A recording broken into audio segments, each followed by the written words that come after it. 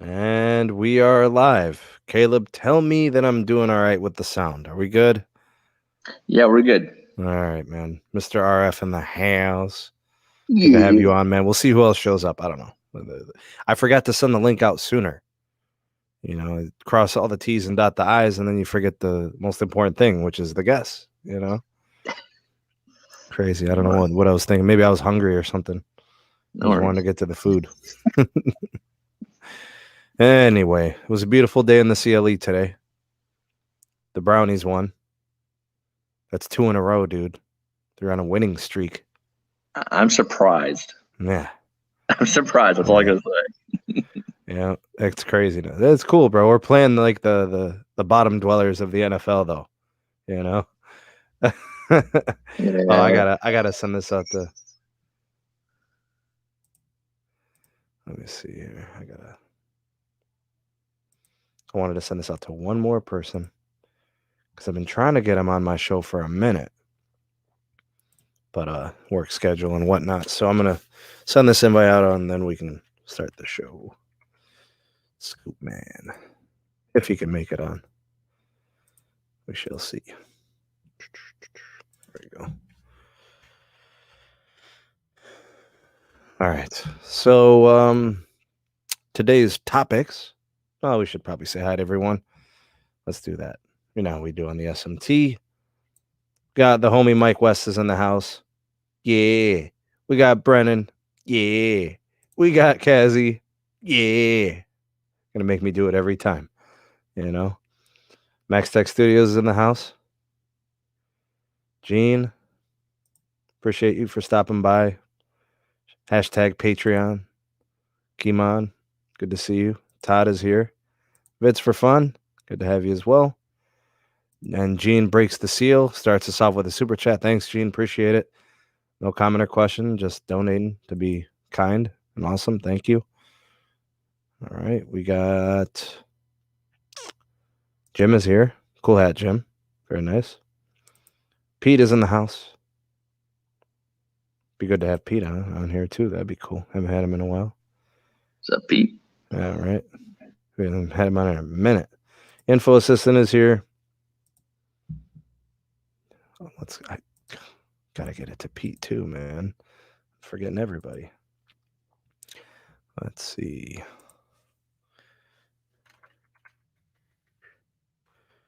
You guys hear that typing? All right, let me see.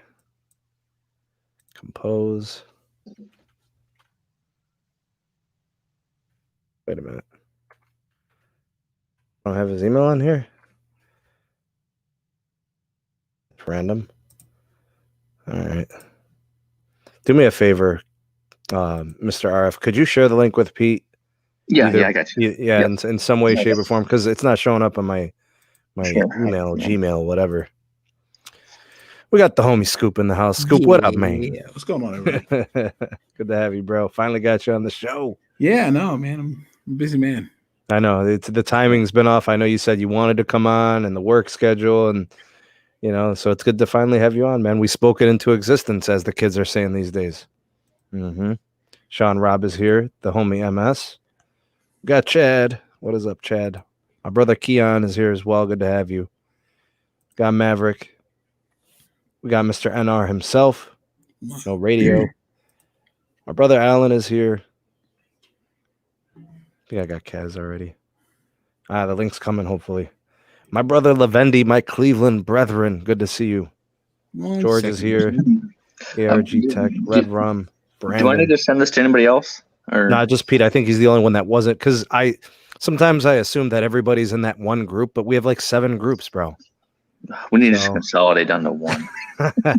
What is up, Sean? Good to see you, man. Pete, I forgot. That's right. That's why I couldn't find your email, man. Georgie, my brother ARG Tech, Red Rum is in the house. You guys are awesome. Thanks for being here. Josh, what is up, dude? Magenta speed testing. Frank, Mr. Calderoni. No relation to Macaroni Tony, I'd assume. Michael, good to see you, man. Adrian, Gregory, you guys are awesome. All right, Henry, what is up, my dude? Mr. Piazza, I presume. And Maxwell. Life is good, man. Glad to have you. All right, we got some topics today. Oh, I want to give a special shout out to the newest member of the Patreon, Natasha. Welcome to the community. Thanks for supporting. Hope you enjoy the added content, all the exclusive perks that you get with the community. So welcome, and we hope you enjoy. T-Mobile doing some stuff in some 5G innovation labs. That's pretty cool. They'll be doing some new things. And we got some Dish stuff, which is cool. And then some C-band stuff, some new Spectrum. And then we're going to talk phones. And everybody's perspective is different, which is why I kind of like having 2, 3, maybe 4 different guests anytime we talk phones. Because really all that's left for 2020 are the Pixel phones. I kind of want to start talking about what's the best phone of the year. You know, you look back, pretty much everything is out. We can safely assume that the Google Pixel is not going to blow anybody's doors off. You know, looking at the specs and knowing what we know about the launch, it's a mid-ranger. So, Pete, what is up, my guy? What's up, Pete? I was going to say the phone of the year is the 4A. Dang.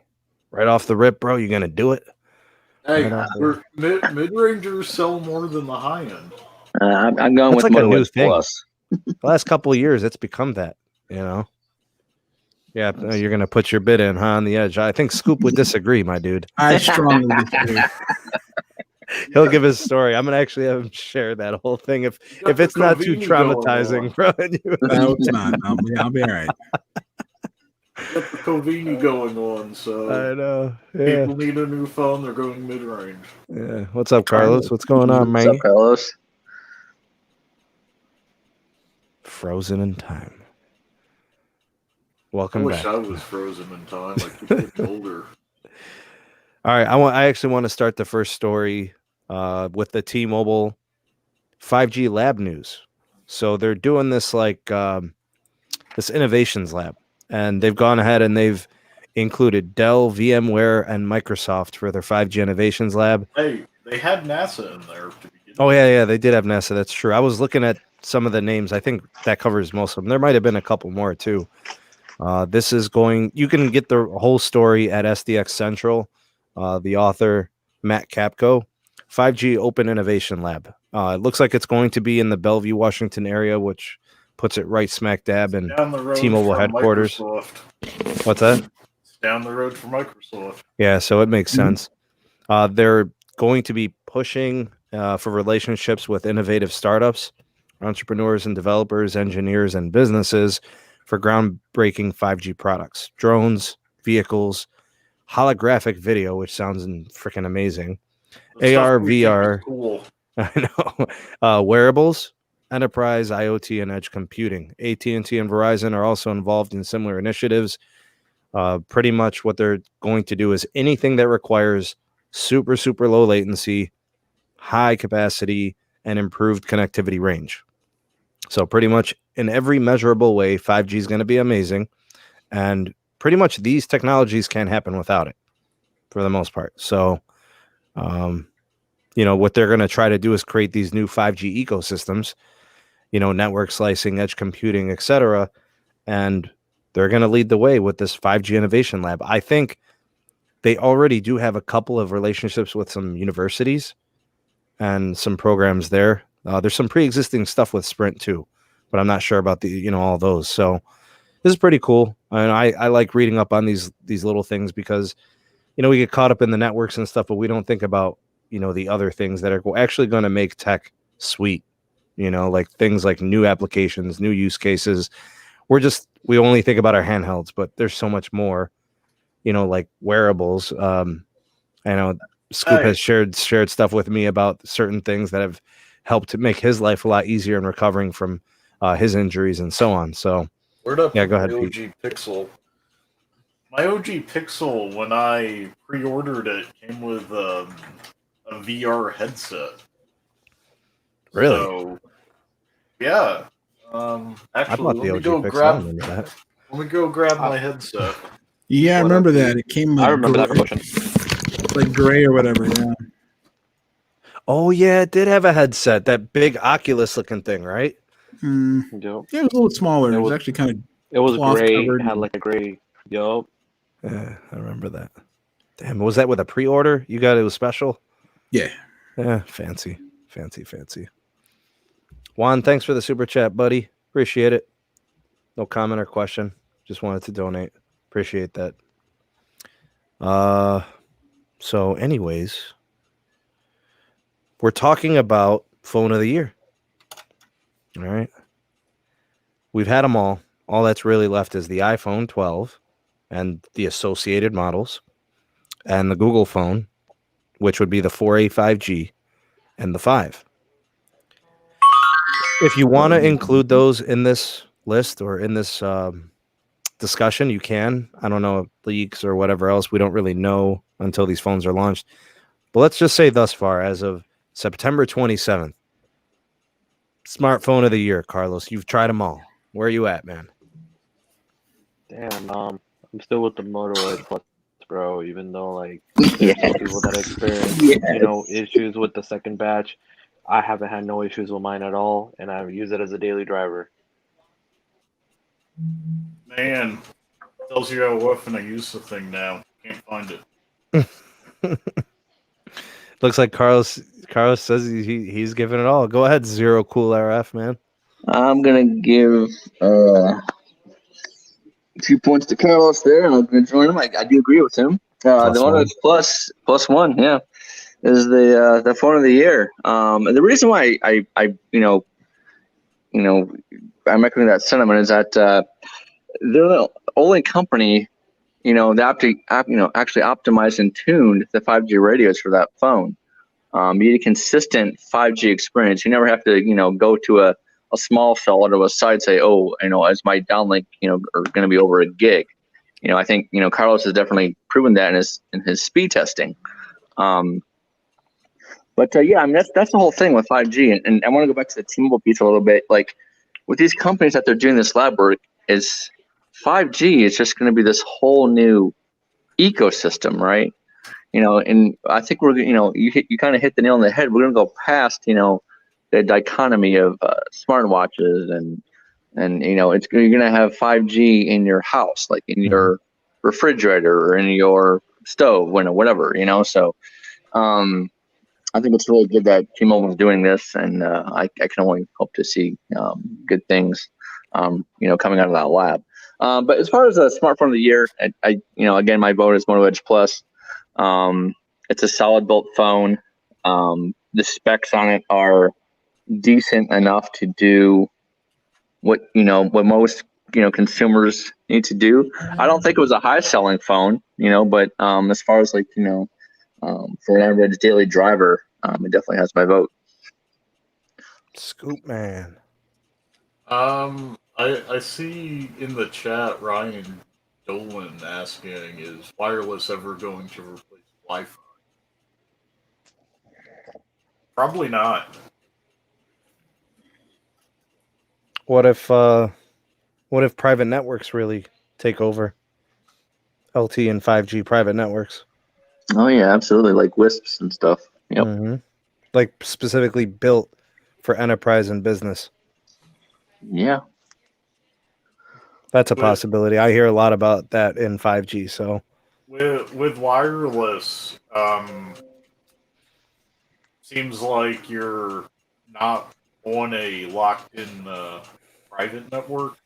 Even with 5G, you'll always be on a shared network with many other nodes.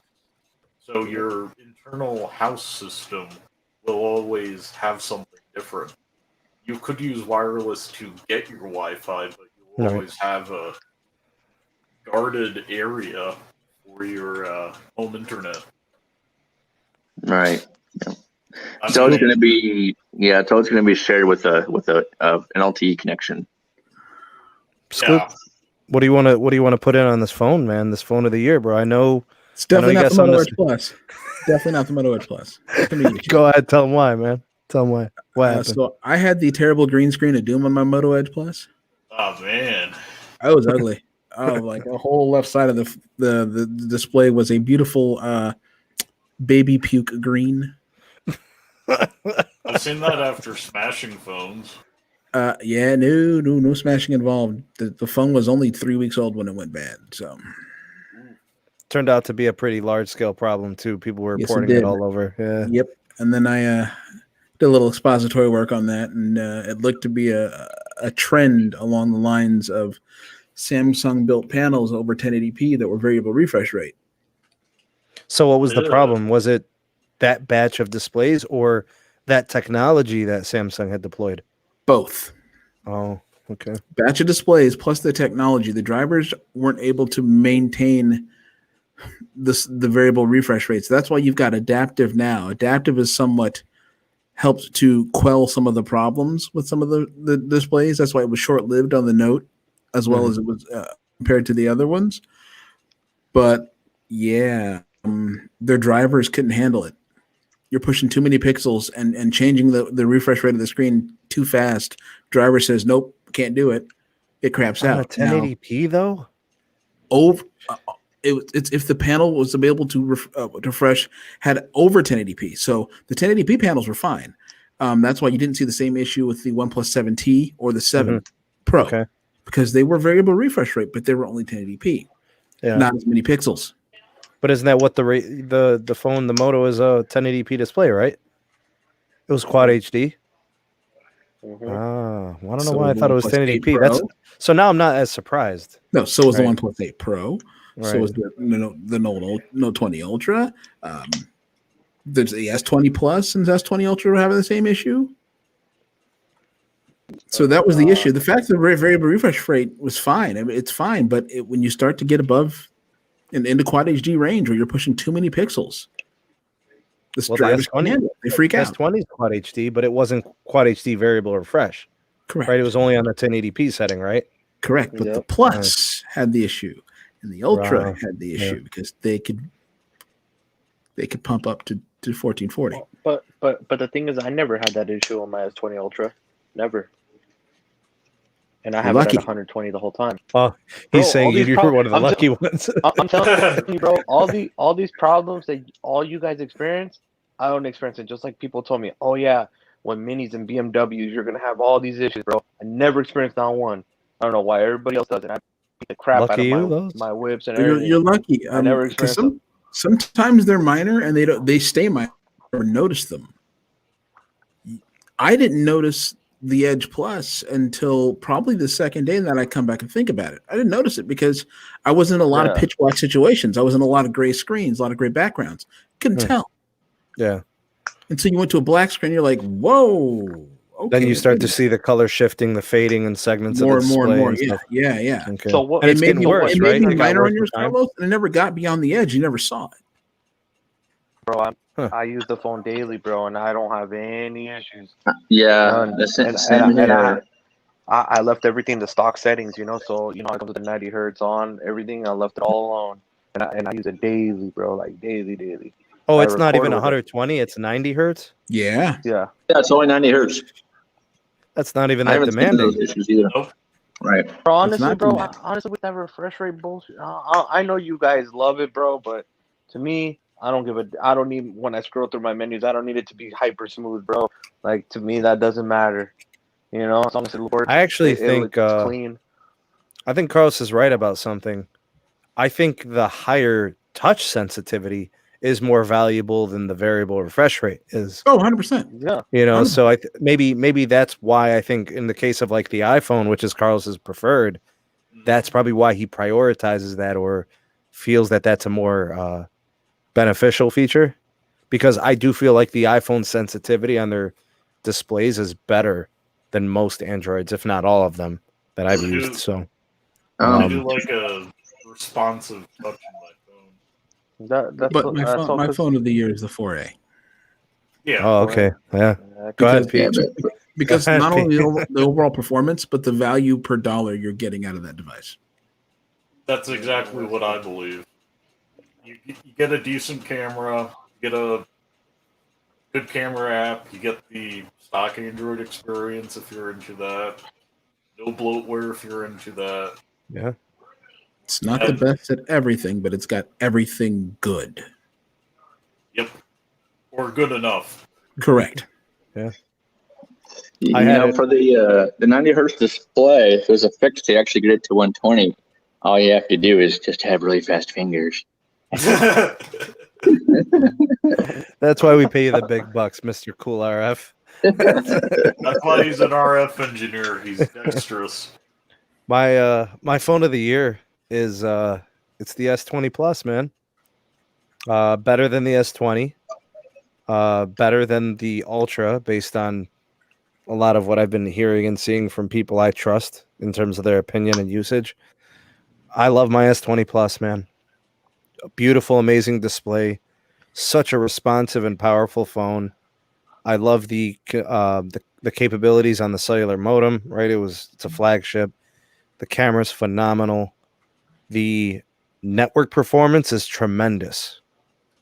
And the fact that if you get the correct firmware version, the minute you put any carrier SIM card in it, it automatically adjusts to that carrier's provisioning.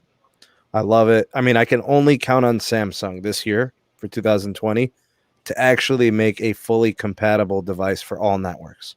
Yep. The only phone I could say that about, because and it sucks, man. It's just, it looks like this is the direction that 5G is going to pull these manufacturers through, or these, because the carriers are going to be dictating.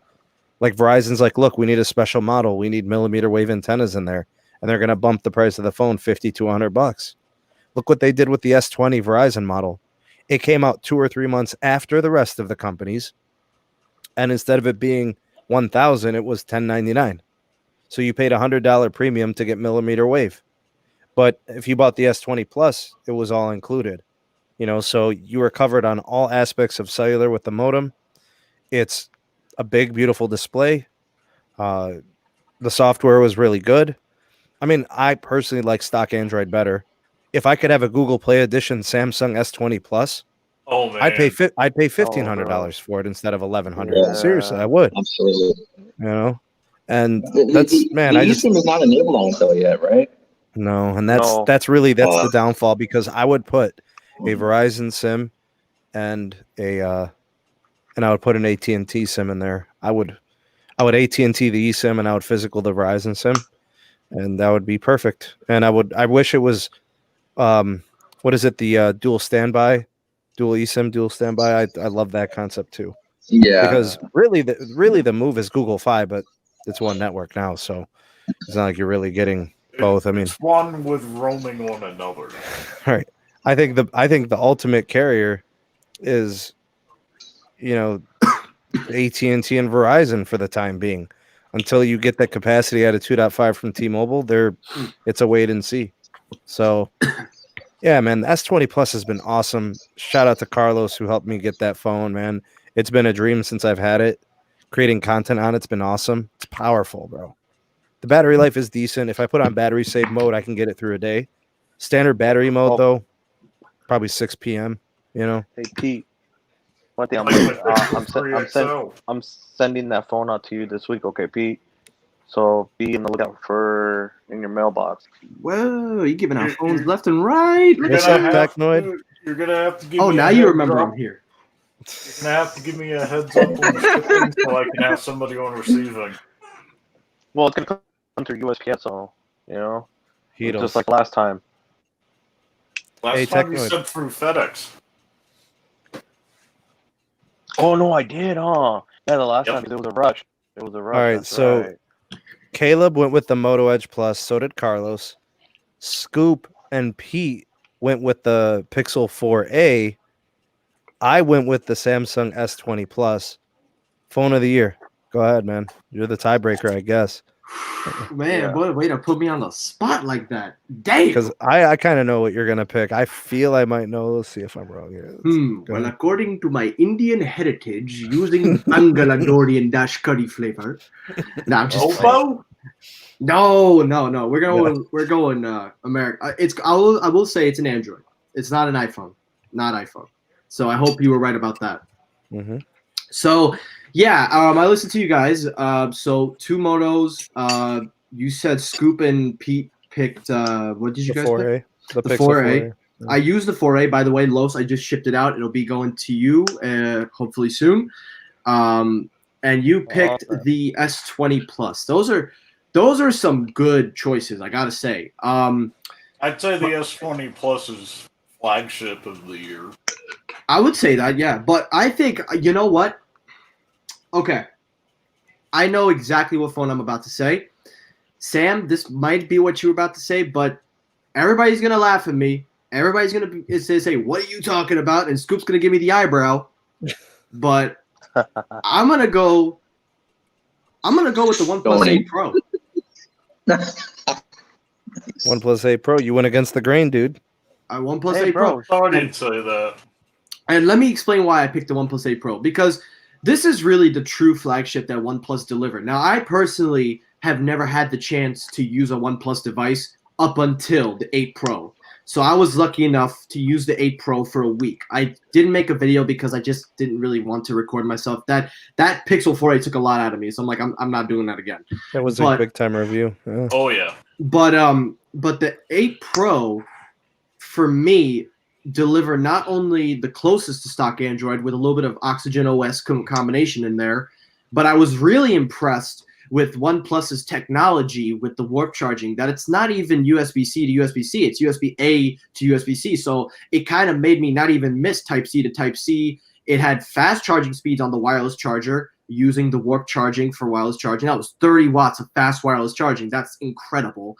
And overall, the camera quality significantly surprised me with the OnePlus 8 Pro. But I never look at a phone through its specs. I look at it on its day-to-day use, how it performs, how it handles. And I will say this right off the bat, and you guys could hold this to me for record for many years to come. I truly enjoyed using that phone every single day I woke up in the morning because it was new. It was almost like you took the Samsung crap out and just gave it something that it was, how would I say, it was like Samsung, but not Samsung, but it had enough to stand on its own 2 feet. And knowing it's OnePlus, I didn't even miss half of the features the Note 10 Plus had. The stylus, reverse wireless charging. I didn't miss any of that. And even with the headphone jack being gone and all that, I enjoyed the OnePlus 8 Pro. So I say OnePlus 8 Pro for me. Bro, Yeah, it's a good phone. bro, honestly, like I enjoy the OnePlus 8 myself because I have it for the Verizon variant. But the only thing that kind of gets to me still is the 5G technology is not good on OnePlus, but the LTE, can't complain. It's on point. No, you're right. 5G, I did not get some strong 5Gs, especially on Staten Island. I went to the city one day, still nothing, not as strong as I would thought. But LTE, you're absolutely right. And the one thing that I'm looking forward to is to see what they do with the OnePlus 8T. So they're going to make a big whoop about 65-watt fast charging. So that's not really what I'm looking forward to. I'm more or less looking forward if they add in the newer bands, especially Verizon. I think personally I would have had a better experience if it was the Verizon edition, the ultra because I know the 8 Pro they said was limited to Verizon, but then they unlocked it and that kind of but it didn't have the ultra wideband. If they release an ultra wideband version of the 8T or the 8 Pro, whatever, I think that would probably be a lot better. Because I'll tell you right now, I switched to Verizon. You guys saw I switched. That's my new carrier provider. Yep. Amazing speeds, 250 down, 12 upload, and honestly, that's usable for me. So I would just imagine what 5G would have been like on a OnePlus device.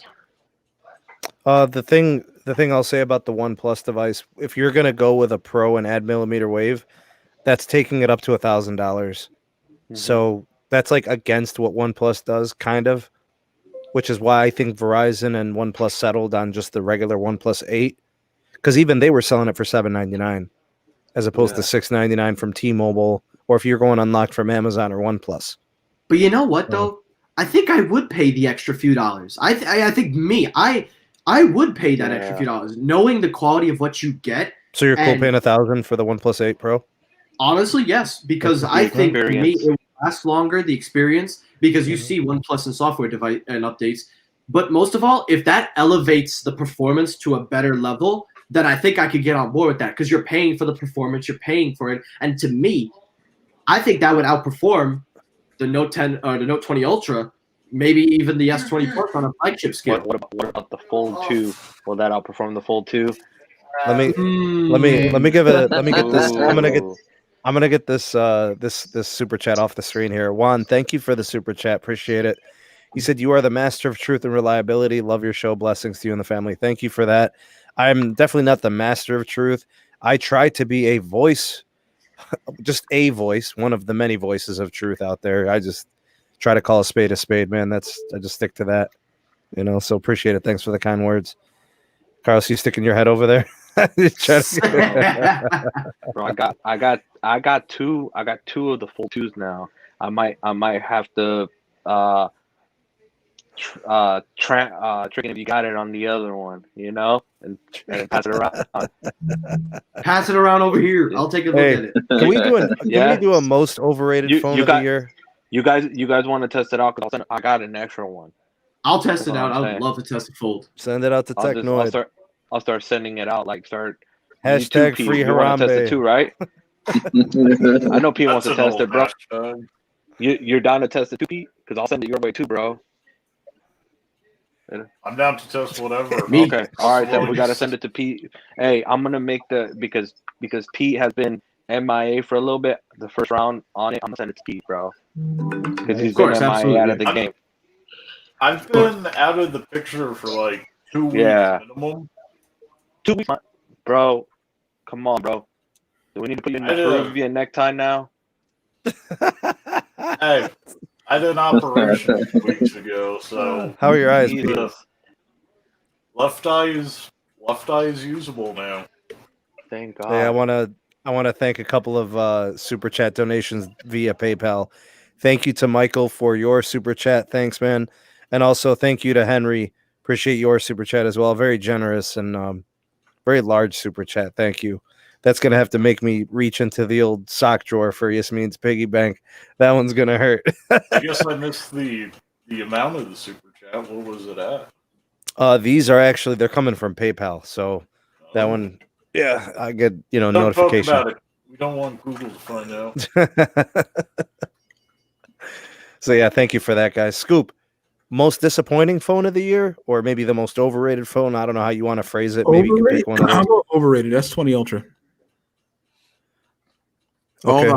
And it fell flatter on its face than Ric Flair flopping like back in the day. At least Ric Flair sold those flops. Bro, I remember those flops, bro. Yeah, I won't even sit here and argue that one, bro, just because, bro, I left mine in the car overnight, and in a day it was 100, 105 out. But tell me when the camera lens cracked. Oof. Flop. Yeah, bro, I'm good. Like Marcus Smart flop, like, No, Marcus Smart, no. Talking phantom elbow on LeBron, tumble back 15 steps, slide on your back. Underneath the net. It's a situation, bro, where not even Blue Chew can help you, bro. That flop. Like Anderson Varejao flop, like with the hair all over the place. Or like the whatchamacallit, like the Bubbles barber messing up Bam and Raja Rondo's hairstyle in the bubble. Oh man, he's got they got the braids. They're bringing back the braids. Got the braid. The barber down in the bubble messing both of them up. I think that's the problem. I don't think there's a barber. Everybody's you want to see? I'll show you after. I would agree with you guys. The Note 20 definitely because of the price and the not even the price, not even that. It's really the S20 Plus. It's really just the S20 Plus with a stylus and maybe a few extra additional things. But I think for you guys say it failed as bad as Ric Flair. Now I think it failed as worse when they revealed Dr. Doom in the 2015 Fantastic Four reboot. That's how bad it failed. They got him looking like Don Cheadle. That was not good. Yeah. Well, okay, so I don't know, Caleb. Okay, Cool RF, you got it? You got one? Overrated or just disappointing? I do, yes. LG V60. Yeah. The RF was bad. Already. Scoop, you just got yours. How's your signal? How's your performance with the cellular? The only issue I have is it's a little sketchy on 5G ultra wideband. So it is. You have to be a bit more line of sight of the node than you had to be with the Edge Plus. So that's noticeable. The speed's a little bit better. Yeah. So it's a trade-off. The speed's a little better at times, but I have to be direct line of sight. Yeah, bro. That's what I expect. And it gets hot as a potato. Yeah. When you connect it to ultra wideband too long on the LG V60. Yeah, I would say you got a point with the LG V60, but I think I'd let that one slide though. Maybe for me, maybe I'm gonna let it slide because I do appreciate LG's attempt. Like their performance definitely got a little bit better. I think the phone itself is not actually that terrible. I mean, it definitely has a few things that I definitely dislike about it. Most notably, like what you mentioned before. But I think I can let that slide because I think the Note 20 though, like I said, it's just a rehash of the S20 Plus or the S20 Ultra. So I think, I mean, you're not wrong, but I would just argue that I can let it slide to an extent. My most overrated phone of the year is the iPhone 11. What? The iPhone 11, the most Base overrated model phone of the year. or Base or Pro? Just the 11, regular one, the entry one. All right, that's The fine. regular iPhone 11. I used it for a day.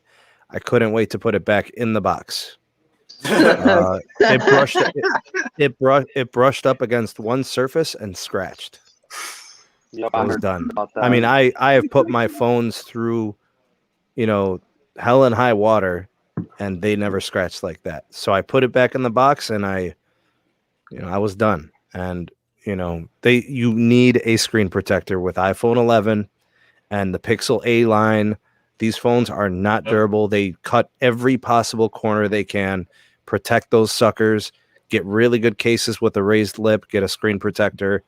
Protect those things. They're just not durable, and I do not have that problem with my 11 Pro Max. So that's why I didn't want to say it's the iPhone 11 generation. I just want to say it's the 11. That was annoying. Maybe I'm kind of warped now because of that experience. Like maybe that's not enough to really say it's the most overrated. But dude, they probably selling those things like hotcakes. So it's not because it's not a good phone. It's just that pissed me off, dude. Like you get burned by something, it's just hard to overlook. You're like, no, I never want to be a part of that ever again. So I don't know, man. Maybe I just need to readjust my expectations. I mean, but it's not cheap. It's still $700. Yep. If your Pixel scratches, you're like, I paid $350. Mhm. Your 4A or your 3A XL or whatever. You're paying half the price of that. It's still a flagship. They still say it. They say the iPhone 11. It's the iPhone, right? So I was bummed out by that. And the Intel chips suck. Yeah. yeah. So the Intel modems are trash. So Yeah. the reception on them isn't great.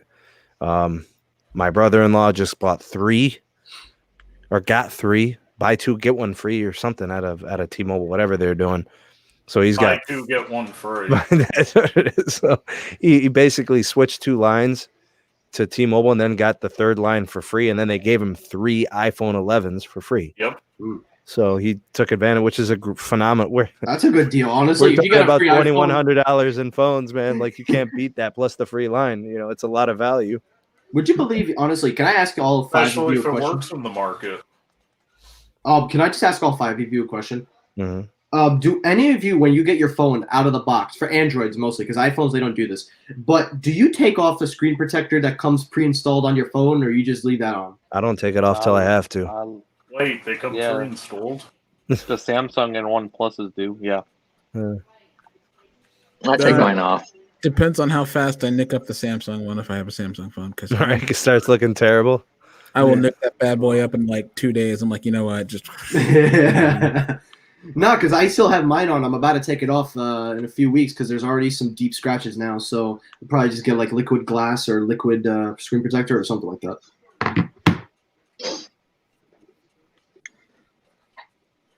That awkward moment of silence. Battery. I was going to ask about battery life on these phones. So, you guys have talked about your favorite phone.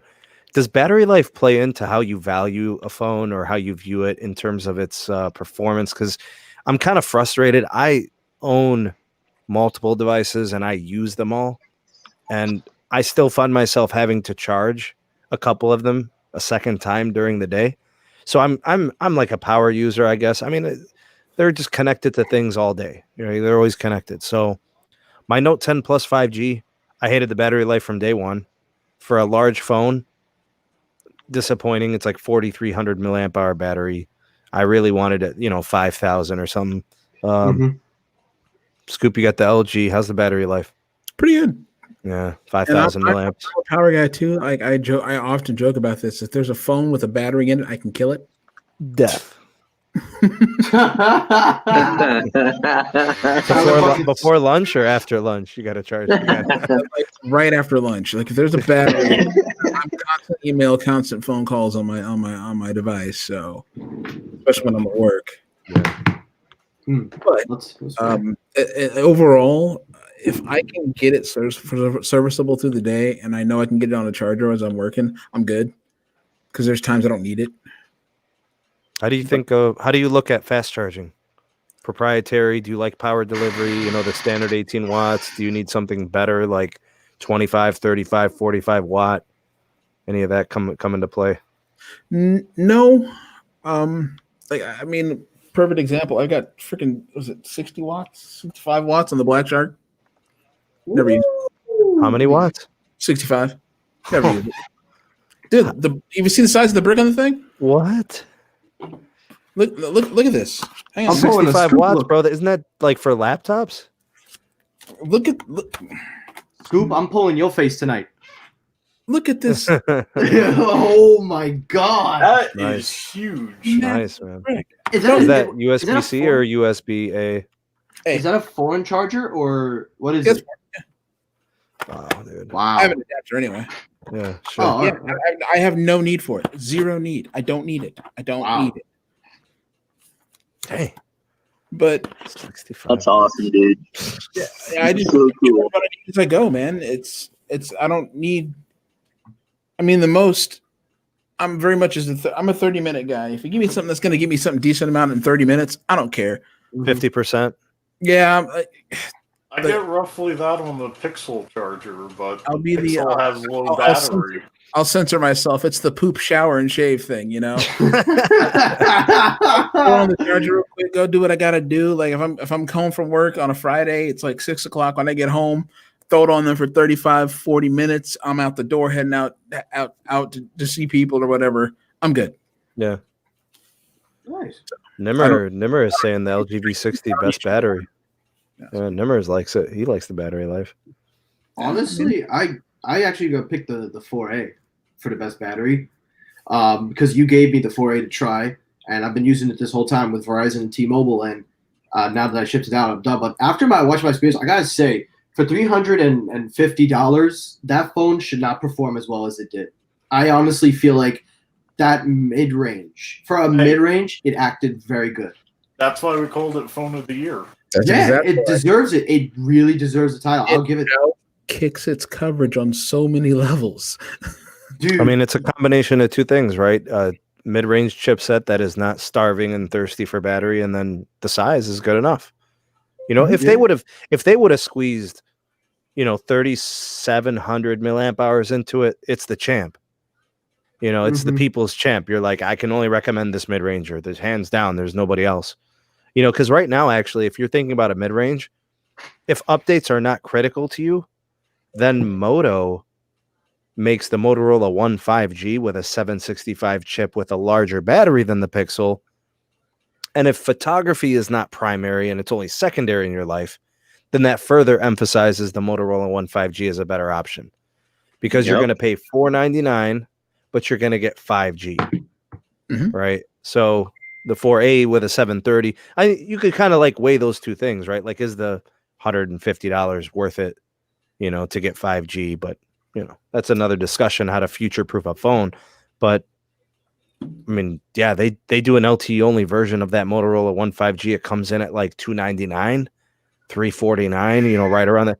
Then that's a killer too. Like if you're talking value, 4 gigs of RAM probably. That'll cut the cost down, to compete better with the Google phone.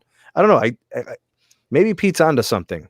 In the pandemic world, for somebody who's got an old broken S7, Yep. right? A broken screen, an older phone, or maybe they've got an S8 or an LG V30. A phone from like 3 years ago. Man, a Pixel 4a is rocking. But I'm a big supporter in last year's flagship. I really am. I'm a huge, and I know not everybody wants to go on eBay. That's budget, man. Not everybody wants to go on eBay though. and not anybody wants to buy from a random seller. And people have had experiences and Swappa and all this. I'm confident going around and looking at buyer ratings or seller ratings and percentage. Like, I'll do all that. And it's just because I'm familiar with it. But I could see somebody being overwhelmed going on eBay and being like 50 different listings for an S10 Plus right now. And I don't know which is which and why is this one $10 cheaper and why is. So I understand that. But to me, like an S10 Plus right now is about $300 on eBay. That's a really good price. And it's got a good display. It's got a headphone jack. It's still decent RF still. Yeah. Yep. These glass sandwiches can do signal pretty good. Sorry, inhale some dust. But you make a fair point about last year model, and I used to argue with you all the time. I'm like, nobody ever wants to do that. But after holding on to the Note 10 Plus for the whole year and seeing how it still performs really well, even battery 1 year later, honestly, I got to give you credit. You definitely proved me wrong, and I'm willing to admit that you proved me wrong in that argument. And I'll be as far as to say I would take the Note 10 Plus over the Note 20 Ultra. Not just because of the price difference, not because of the higher specs or anything, but because the Note 10 Plus performs just as well as the Note 20 Ultra. And the cameras, to me, feel like they're built to last for a long time. Yeah. And I honestly think the technology in this is just as good as the Note 20 Ultra. Yeah. I mean, case in point, like my Pixel 4 XL has almost as big as batteries what the Pixel 5 does. Same, going to have better LTE than the Pixel 5. Case in point, last year's flagship. I actually think the S10 Plus is a legendary phone. I think it's one of the best phones ever from smartphones. Top 10. It's the total package. I really do think it's top 10. And in an era when the headphone jacks were going, it retained it for that year. I know it's gone now because I have the S20 Plus, but dude, I loved my S10 Plus. I loved it. The lone issue I had with that phone was every now and then the fingerprint sensor would be a little meh. Was that one an in-display? Yeah. I'm trying to remember. It's an in-display, yeah. That was it. Everything else? Is that Gen 1 of in-display? Would you? Yeah, it's Gen 1. Yeah. Would you go as far as to say that the S10 Plus is the phone of the decade? No. Would you go as far as to say that? Nah. Because no. Nah. Because I wouldn't say that, but I only asked that because smartphones didn't really become popular until 2007. And you look at from 2007 to 2017 or 2020, whatever you want to look at it, a lot of phones came and went. We take a look at the history smartphones were trash until 2016. Yep. Well, they were still coming around. It wasn't until then. But I'm talking like we're going back all the way, back to the original Android, the original iPhone, and we're moving along our way. So a lot of people back then used to say that the 4S was the best phone. A lot of people used to say the 4 and the 4S because they liked the design. They liked that it was an iOS device that was smaller than the 3GS, or like it was built better. But then as time went along, Android started getting a lot more better. Then you started seeing the S7 Edge, the S7. And I think the point, like where the S10 Plus falls into line, is now that you have the technology kind of set up, all you need now is one device to kind of harness that power, that total package, bring it together. And while I do feel that Samsung missed a few things with the S10 Plus, not major things, like minimal things, I agree with what you said. It took everything that we love about smartphones and delivered it in a nice form factor, in a nice package. And to me, probably the last best smartphone we're ever going to get. And I think for point going forward. Like, prove me where I'm wrong. Tell me where I'm wrong. Somebody tell me. No, you bring up a lot of good points. I actually want to address the iPhone 4S comment. Not even the best iPhone ever, let alone the best smartphone ever. That is absurd. The best iPhone ever is the 5S. Oh, yeah. Based on the time it was released, with the fingerprint scanner and the mass scale and what it sold for. And I mean, it was, yeah. Oh, no way, bro. There it is. Oh, hey, he still got it. And honestly, the best-selling iPhone was actually the 6. I have a 4S and a 5S in my drawer. They still work great on T-Mobile as long as they have 66 and 12 in the area. I actually think the best smartphone ever is the HTC One M7. I'm going to tell you why, dude.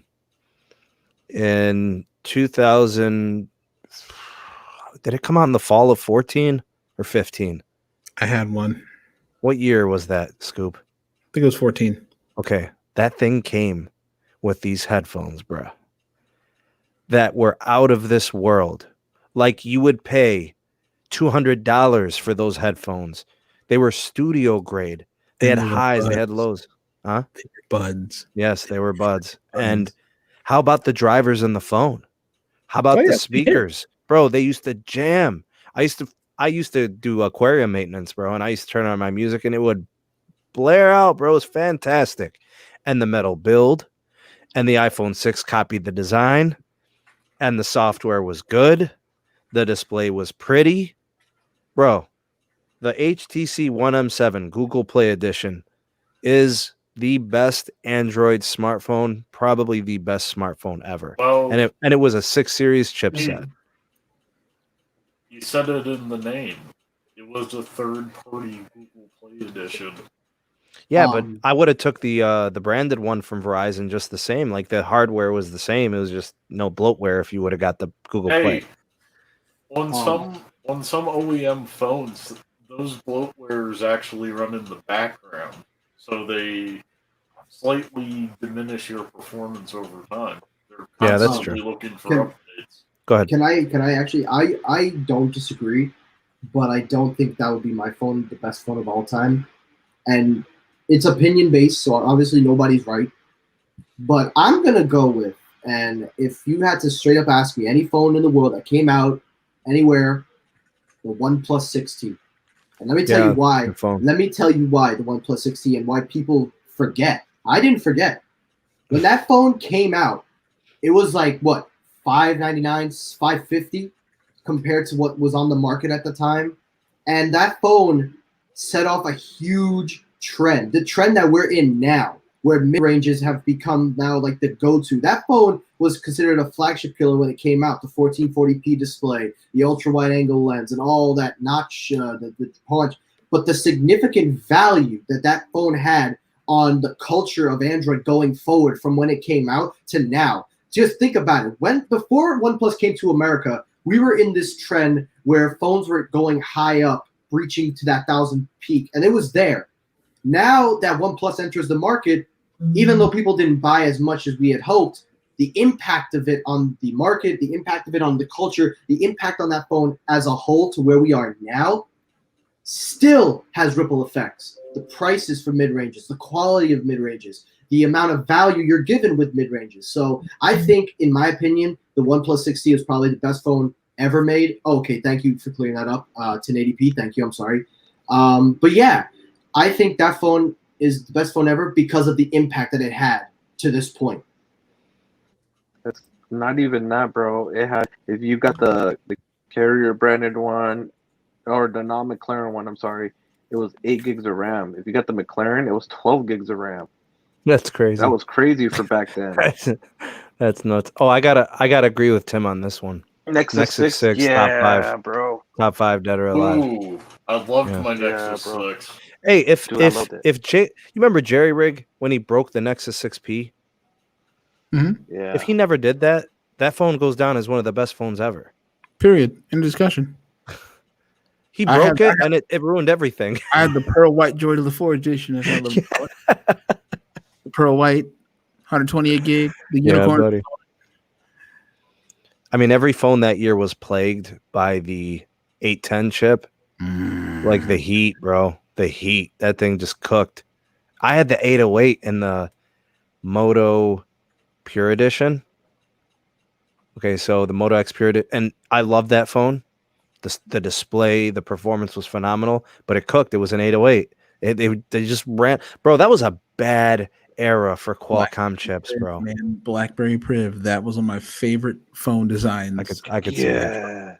Yeah, I could see that. Good Bro, phone. that slide My up keyboard. favorite phone designs because I could go on screen if I wanted to, hit that slider. I had a full keyboard for the tactile feel. The only problem is if you flip that thing over, you could cook an egg on it. That was what was the chipset in there? Bro, That was the 808. 808. Bro, I remember that. I wanted to get that phone so bad. I couldn't wait for Verizon to release it. I went to T-Mobile, got it from T-Mobile. Mm-hmm. Yeah, It was dope, man. That phone was phenomenal. good. But Whoa. my phone of the decade, and you guys are gonna look and kind of cock the eyebrow. The HTC HD2. Ooh. You're going all the way back though. Yeah, that's actually a good choice. That's a good choice. Because it showed us the first phone that was a smartphone that had ARM chips that had versatility. You could dual boot that phone. Nice. That's fancy. So you got dual operating systems. I had Windows Phone and Froyo Android booted on it. Ooh. Hey, Did you this like phone, that access to MSN Messenger? this phone is not going to get much love. It's just me. This is a me thing. Everybody hated this phone. This is strictly a Sneed being Sneed and nobody else's opinion. It's just me. It's the Google Pixel 2 XL. Nah, you're not wrong. You're That's not a wrong. good phone. That's a good No, phone. dude, I love people that. hated I it. love They the said mine. that it got hot. They had bad Hell displays. no, I love mine. Until the 3XL came out. Yeah, but the 2 XL itself was plagued by display issues, and Yeah, I didn't have a bad one. So. Good night. Oh, see you, Scoop. All right, good. Take care, guys. Take care. Later, man. Hey, Thanks for I coming still on. See you, like Scoop. my 3XL. Later. Dude, the 2XL. Panda, Even bro. by far, Remember the Panda Los? Bro, I had dude. Okay, this one dude, he was like, bro, he was like, don't. He was like, today's pixels are way better at taking pictures. I was like, yeah, right, bro. I remember I popped up the 2XL on his ass, bro. We took the same picture. The 2XL had better. The picture was just phenomenal, way better Carlos, than the stupid 4 or anything. I took a picture of a bumblebee, like an actual bee, not a car. A bumblebee when I was at the Metro Parks. Bro, you could see the little fuzzy hairs on the abdomen. Yeah. It is absurd that the yellows are popping from the flowers. I took that picture. I sent it to my brother-in-law. My brother-in-law is a professional photographer. He teaches photography at a state university, and he works for NASA photography. I sent him that picture. He goes, "That's an incredible photo. Please don't tell me you took that with the Nikon." My wife's Nikon. I had bought her a DSLR. I said, "No, that's from my Pixel." He goes, "That is absurd." It is Because absurd. because the sensor is amazing, but the software trickery, hickory, dickory takes it next level, right? That's what I like about all the Pixel photos. I like that the new camera app allows you to see what it took and compare it to how it jazzed it up. Sometimes the raw footage looks better, though. Yeah, the magenta speed testing. Sometimes you can't even. Sometimes you can't even see the raw image, and you get a wonderful image in the touch-up. So, yeah, interesting. Magenta speed testing with a $2 super chat. Missed the Moto X. Love the customization aspect. Go ahead, Caleb. Here we go. My phone of the decade is Sneed. You might guess this. It's going to be the BlackBerry Q5. Nice phone, dude. Ooh. That's right at the turn of the decade, though. That's like 2010. Yes, it is. Hey, I remember in 2010 using a Nokia brick phone. Pete wasn't even smartphoned yet. No, I'm kidding. It was a Moto Razr. Yeah, I was gonna say. So you had the Razr for a few years then. Yeah. Guess who's going to the finals? Let's go. Let's go. Let's go. Yeah, I don't like seeing Technoid happy, bro. This is not cool. Let's go. Man. Let's go. He might be the biggest Heat fan. Miami's going to the finals. Let's go. Oh man. I mean, if you think about the BlackBerry Q5 had the QNX operating system on it, you guys remember that? Yeah. PDA That was the type best. thing. It just worked beautifully, especially for businesses and posting emails and stuff. Sure. I mean, I loved my Blackberries.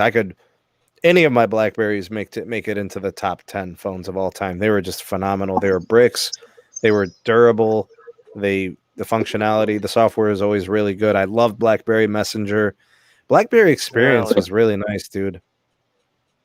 I miss BlackBerry, man. Mhm. I can't wait for the Key 3, bro. Key 3 5G. Oof. Hey, Carlos, worst phones of all time. Anything with a MediaTek processor. Wait, Yeah, friends those don't are let friends do phones? MediaTek. Friends don't let friends MediaTek. That's right. Yeah, if you love your friend, you don't want to buy a MediaTek phone, but if you hate him, Yeah, you You let 'em. support the MediaTek prospects. you Right. support his bad choices in life. Yeah. Man. And we tell them how good it is, even though it's a slap of junk. Oh, Yeah, thanks. you thanks, compare Peter. you compare it to that woman he's sweet on, who's also sweet on 3 other guys. Ooh. Yeah, Ooh. Oh man, is that Oh, Technoid man. with his MediaTek T-shirt? dude, look at him. He looks like Jesus. freaking. He looks like Kermit the Frog, dude. Going crazy. Jesus. with stars. Jesus. Oh god, I'm glad he's on mute, dude. Him and his MediaTek Jimmy Buckets, propaganda. bro. I know. Oh, I remember the Oh, Thunderbolt. by the way, I That was wasn't like the screaming. I was first just 4G ear LTE syncing all phone. that. I was lip syncing all that. Oh, you weren't even doing anything. I'm not screaming. Nah, I was lip syncing that. I ain't screaming. I'm not waking them up. Oh, it's the fam.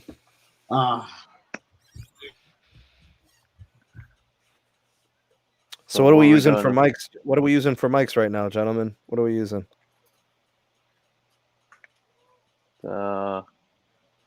AirPod. Carl's got the AirPods. Got the same stuff I've been using for a year.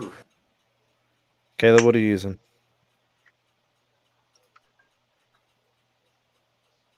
Sorry about that. I'm just using my my Pixel 4 XL. Okay, built-in for mic. now. Yep. Yeah, I mean- I'm not at the lab. I know the lab got all your gear. Oh, Oh man, look at what Tim is doing, dude. He's basically naming all the LGs. G4, G5, V10, V20, Nexus 5. He's just naming all the boot looping phones. And then of course the Note 7 for exploding on planes. oh no! You gotta add the Note 20 now. The Note 20 does the bomb too. That's The trash Note 20 too. Ultra. How Yeah, 'cause how TK. extensive is that though? Like how much is happening? I don't know, bro. I've been reading it on Reddit, bro. It's very common now. It's gonna become a common trend. It's hot in the Reddits right now. And the toxicity. Is it ready to be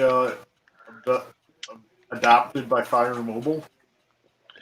Bro, it should be adopted by I don't know. I don't even know what to say, bro. Hey, Fire Mobile, our phones are on fire. Yeah. Fastest network there is. Also, they catch fire in your hand. Hey, think about it. If Amazon was investing in cell phones, they get all that AWS money. Yeah. So their phones can catch fire in your hands, and you get a fast network. Hey, there's something I wanted to add to today's show, and I wanted to get your guys' opinion on this. And anybody who's on the Patreon page knows, like this is a pretty big time topic. Dish kind of coming out as the fourth carrier. We're following them closely. So we got some insight from, and this is a story that's out of Fierce Wireless from Linda Hardesty. I read this one. Yeah, so 5G network slicing insight. Basically, network slicing is not really out in front for wireless operators. Nope. For the most part, we haven't really heard T-Mobile, AT&T, or Verizon really talk about it. It's been a big part of what Dish wants to do. We've heard T-Mobile talk about it a little. They said it's future plans, but first they'd like to deploy the 2.5. Yeah, so it's like on the back burner. The only carrier that's making it a priority and a big part of what they're going to do pretty much right away is Dish. Well, yeah, they're paying per gig. It looks like this is really difficult to do. Apparently, it's really complicated. Obviously, you got to make sure like end to end, you've got like network core, the RAN, all the way to the edge. It's got to work and it has to be flawless. There's a lot of complications to it. Mr. Cool RF, is that how we see it? Yeah, absolutely. And the reason why that is because you have to do it from edge to edge, meaning if you don't have the infrastructure in place, for example, your core, another thing that you have to have is edge computing. So we have in our team want to work like edge routers, right? So basically, what that does is it gets your routing, your translations, your data communications from end to end, from phone to tower and back through, right? Yeah. And not only that, it requires a huge amount of bandwidth to actually divvy it all up, depending on what kind of segments you want to go through when you're doing your network slicing for, like, for example, enterprise customers, Sure. businesses, right? So it does take a lot. And I know Caleb, they're talking about each slice is like a network within a network. That's the way I see. That's the way I see it. You can do it. You can do it that way. Yeah, but it costs a lot of. Not only that, it costs a lot of money to do. It's not cheap. Yeah. Well, the network within a network makes sense because that's what their VMware technology is pushing for. Yeah, you can do VM like that. It's pretty sweet. So. Hey, the sweet thing is, if you ever looked at it, is setting up an ISP like that. Dish selected a company called Sienna's Blue Planet for inventory management and service order fulfillment software, basically slicing operations, network slicing. They're doing two things for them. Software-wise, providing an inventory database, and then the second piece is providing service order management. This would be the bandwidth, coverage, and latency requirements. All parts are designed for network slicing. In this case, Blue Planet does not have to really design anything specifically. All of it will be built into their products and services. Dish will essentially be able to take 5G orders for enterprise. Order up what you want. Yes. You tell them what you want in latency, you tell them what you want in coverage, and you tell them what you want in capacity, and they'll give it to you. So everything's going to be cloud, everything cloud native, functional, augmented on their own systems, and it's all going to be cloud-based, all the way from software to hardware to the whole shebang. So this is really interesting, but I'm starting to feel that Dish is going to be very enterprise-focused. They're aiming for the enterprise market. Yeah, they're going to be getting the first look from businesses and enterprise. So Verizon, I think Verizon and Dish are going to be at each other's throats for business, from business. Hey, and we need them to be good in consumer based too, Pete. We need Dish to serve us, right? The personal. Right. Yeah, we need personal.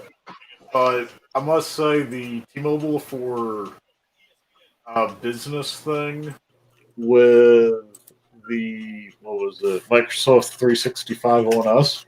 All right. That's pretty good for small business. What's the value on that, Pete? $100 a year per line. It's pretty good, and they're doing it for 2 lines, right? I'm gonna have to look into that, but okay. Hey, if it's only 2 lines, that's still $200 a year on them. Yeah, that's pretty good. Probably have. What do you think about the relationship? You think in the case of Microsoft, it's like they're wholesaling it to them? Probably. I mean, they're like an hour and a half away by car, or maybe 15 by train. Yeah, interesting technology piece. Anyways, we're already an hour in. I mean, we could talk about whatever, man. We already kind of did it with the phones of the decade and all that stuff. Did we hit up the C-band stuff in the title? Oh, yeah, the C-band stuff. Man, I don't know. Do I have enough time to get It's looking good, and we'll give you more details toward the end of the year. Yeah. Well, we have details on the first 2 phases. Yep. Right, like they've designated into the first 100 and then the rest of it, which is 180 megahertz. And it looks like analysts are actually changing their thought process on the amount of money it's going to generate. They're going up. I can see that easily. Yeah, the money value is going up. I mean, CBRS beat estimates in all of the auction rounds. And they got like 0 sold in North Carolina. No C-band in North Carolina? CBRS. Oh, CBRS. Really? Yeah. What? Tim was telling me about it. That's random because the home internet providers bought CBRS. Well, cell phone companies didn't buy it up. I bet you the ISPs do. Sorry. I'm actually gonna end a little early. I'm gonna get going because I have some videos to edit for tomorrow. All right, Mike. I can't say what it is, but you'll see it tomorrow at 2 p.m. So, Yeah. See you, I'll Mike. see you guys. I'll see you guys later, man. Take care, everyone. Have a great night. Thanks for being on, letting me bro. come on. Take care, Pete, Later, man. Los, and whoever Zero Cool RF. Although I know who you are, just pretend I don't. Take it easy, everybody. Have a great night. Take See care. ya. You too, bro. Yeah, now that he's gone, we could have fun. Yeah. Yeah, How about those Cubbies? Cubbies, Yeah. they win today. Oh, yeah. Nice. Ooh, I think they're nice. seeded number 3 in the playoffs. My Browns won 2 in a row now, dude. We're 2-1, Nice. bruh. And I think we have a bye week next week, so that means we can't lose next week. So that'd be 4 weeks. That'd be 3 weeks in a row without a loss. I think Tampa's going to win the Stanley Cup. I can feel it. this year. What do you Wait, care? wait, Why wait. do you care? Wait. There's hockey in Florida. Yes. What's kind of random? The ice? I saw a tweet from Verizon about NHL. Like, is that a thing, dude? They sponsor them. Yeah, they Right. sponsor There's them. like a relationship there or something. Yeah, absolutely. Yeah. I'm a little disappointed that I don't get T-Mobile millimeter wave in Coors Field. They don't have it there. No, They have But- it here in Cleveland, dude. at the Indians. Yeah. Nice. Like outside of the stadium. So I'm still saying T-Mobile needs to push to get millimeter wave in every MLB arena. I mean, I love millimeter wave, dude. I'm telling Pete, it's a game changer. I'm serious. I really mean it. People think that they think like I work for Verizon. But when you use millimeter wave, it changes your perception on the future of networking. Seriously. Like, Yeah, you don't know what it's like to connect 10 devices to your mobile hotspot, and all of them are doing 4K video. Like, They're all I mean, I win away. like that's what that's what I'm trying to. It's like people are like, oh, but the glass and but the leaves, like The trees. Hey, bro, they're they improving literally it. look for everything to not like about it, and that is the wrong perspective. It's a game-changing, transcendental technology. It's going to enable our future capacity in wireless. If you like fiber, you like millimeter wave. You know, like, because that's the only way you're getting gigabit speed, no matter what the conditions. Midband will, I don't care what kind of channels you got. Nobody has enough midband to make it gigabit speed under all situations. It is not happening. And actually, based on what I'm seeing, the speed degradation in midband, like once we start going over like 2.5 and 3 gigahertz, the speed degradation is substantial. Mhm. So beamforming, which has up to this point been a millimeter wave technology, is going to be as important to midband as it is for millimeter wave. Well, yeah, we already have beamforming in midband already. But that's my point, is you're not seeing it like people aren't discussing this topic. They think midband is this perfect blend of, it's not. So Because good I'm supplement. 1.2 miles. I'm 1.2 miles from a T-Mobile site with midband, and I don't get midband. Nope. Well, here's the thing with midband. You have to have with midband technology, you have to have a mix of midband to make it effective, like AWS, PCS, TDD, to actually make it wide bandwidth and have it actually your downlink and uplink be effective. Okay. Versus millimeter wave, where you just need like a single 200 megahertz channel. You don't need to mix a bunch of crap on millimeter wave together to have it be effective. You see what I'm saying? But for midband frequency, you do, because it has limited bandwidth. Right? Well, so Caleb, if they're gonna put millimeter wave outside and inside, then they're taking care of every problem. You're literally not gonna have it while you're walking through the doorway for like 2.5 seconds. Oh yeah, of course. I mean, you hit the nail right on the head. And just because because they're pushing out that millimeter wave signal extremely far. We have technologies now that are developing to do that, right? And to actually have it repeat itself, along the streets, along, different buildings, et cetera, et cetera.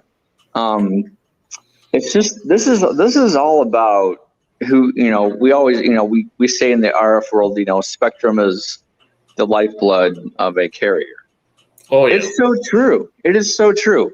And we see that, Verizon is just jumping, leaps and bounds. You mentioned a couple of weeks earlier, you're reading a new Verizon story, a new technology story that they're doing almost every single week, right? That's true. So Yeah.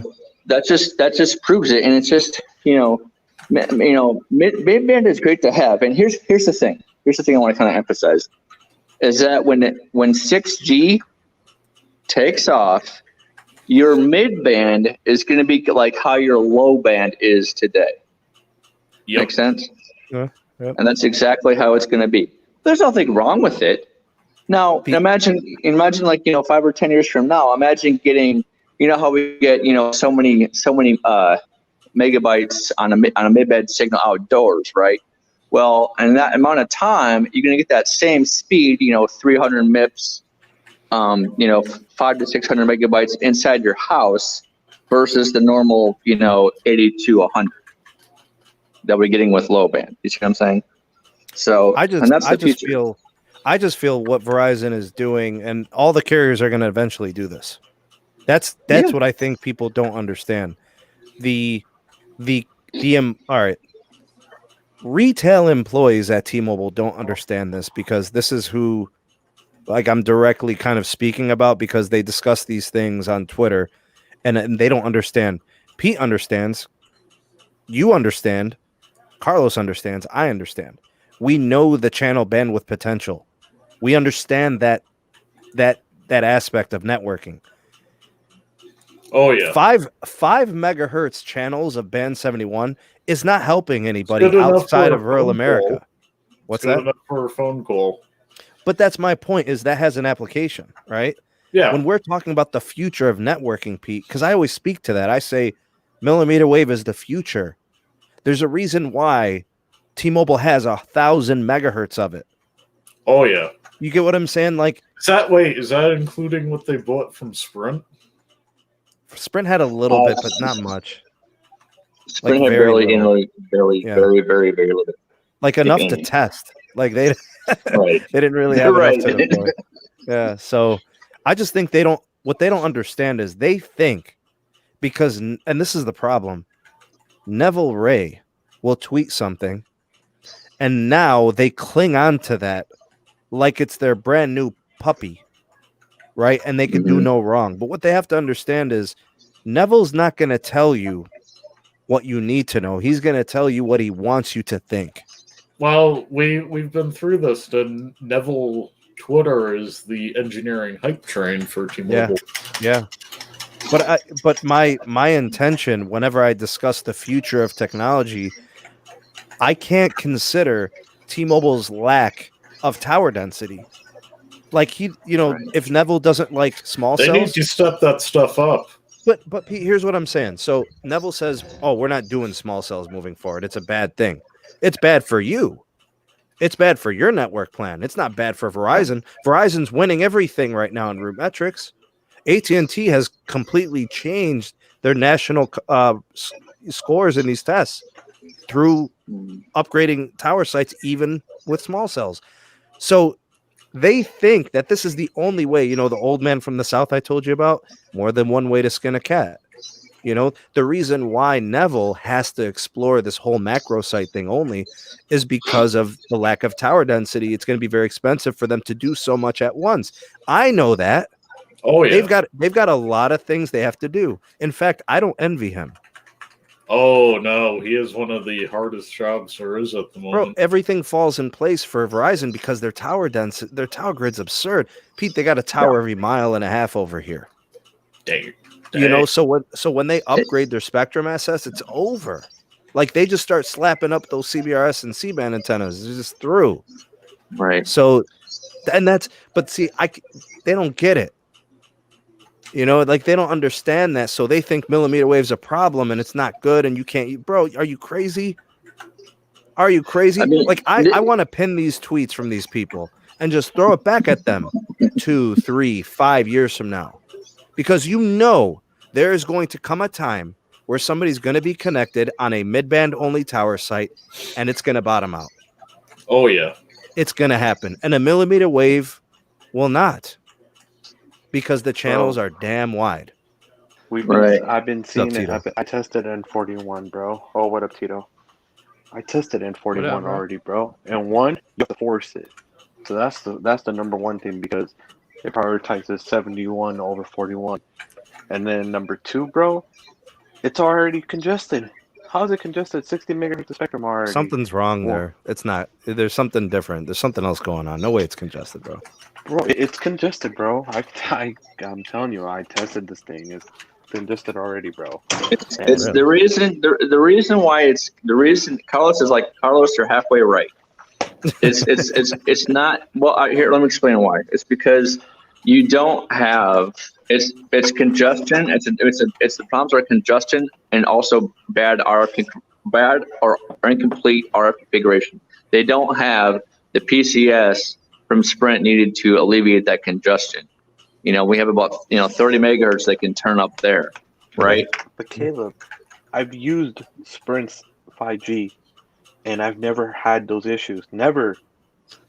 The closer I got to the tower, the faster it got. I would be right under a tower and pulling 600-700 megabits on 60 megahertz of N41. You know? I know, but that's what I'm saying. It's a mix of both congestion and you don't have the RF configurations complete. That's why you're, I'd be at negative 115 dBm getting let's form Voltron right here. Let's form Voltron on this hashtag. Form Voltron. Go ahead. You make that disappear right there. See you, Mr. Dale. Suck on that. I love when you do that, bro. Hashtag Voltron. I love when you signal that.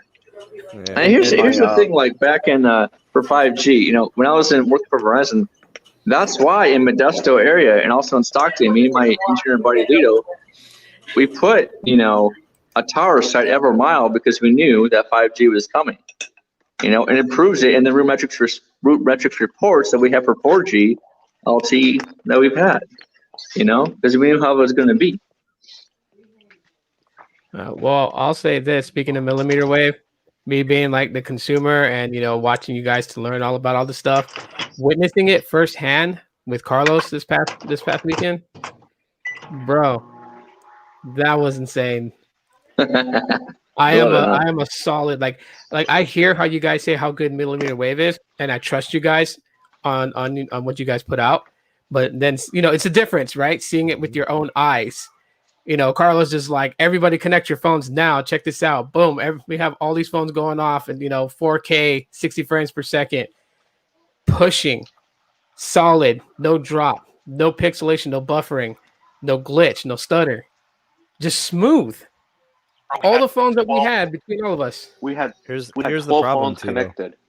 But here's the problem. Here's the problem.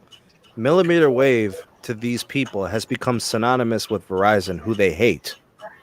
But that's not what this is, bro. Right. Millimeter wave is a frequency of spectrum. It's a wave type. It's a microwave, right? It's a high frequency, high capacity type of spectrum asset that we can use for our networks that every successful carrier will need. Yep. Here's what I'm going to tell people, because they don't understand, bro. The end game for every carrier is the same. How they get there in terms of timing can vary. Verizon is doing millimeter wave now while they're waiting for their mid-band. T-Mobile has their mid-band now, so they're doing that now. They will do millimeter wave later. You see, it's not. They're all going to end up in the same place. But these people don't use their brain. They just want to listen to people on a Twitter account and think that this is the only way to do it. And that's wrong. The ideal spectrum allotment is low band for coverage and 5G, so you can go out and get that cool, crisp tone in our voiceover and our phone call. if people Look do at that that, you're anymore, making I all don't know smooth, what the kids Pete. these days. Yeah. You know, Pete, get that Pete, bearded white coat. give me that bearded dragon right there. Yeah, you got the low band for that stuff. You got it for getting in, 2 stories down in concrete. You got the mid band for doing speed in the middle of nowhere. And you got the millimeter wave to cover congestion and give people data in densely populated areas. The mid band probably works fine if the area is sparsely populated. Like Pete. town with like less than 10,000 people probably work fine for everything they try. Yeah.